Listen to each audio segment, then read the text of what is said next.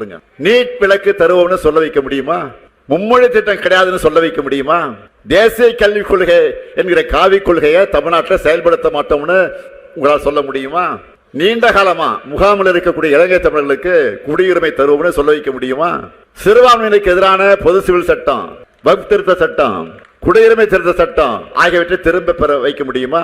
இப்போ கிறிஸ்துவ மக்களுக்கு எதிராக கொண்டு வந்துட்டு இருக்காங்களே FCRA, அந்த சட்டத்தை வாபஸ் வாங்க வைக்க முடியுமா? இதை பத்தி எல்லாம் முதல்ல உங்களால் வாய் திறந்து 4 வார்த்தை உங்க டெல்லி ஓனரை மேடையில் வச்சுக்கிட்டு பேச முடியுமா? உங்களால எதுவுமே முடியாது. பாஜக கூட இருக்கு வர வெறும் தலையாட்டி பொம்மையா ரப்பர் ஸ்டம்பா தான் நீங்க இருக்க முடியும்.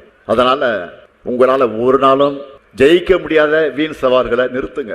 ஏதோ காலில் விழுந்தோமா, காலை வாரி விட்டோமா, காலில் விழுந்தோமா, காலை வாரி விட்டோமா, அடுத்த காலை நோக்கி போவோமா, இவ்வளவுதான் பயணிச்சு அவருடைய வாழ்க்கை சுருக்கம். அவருடைய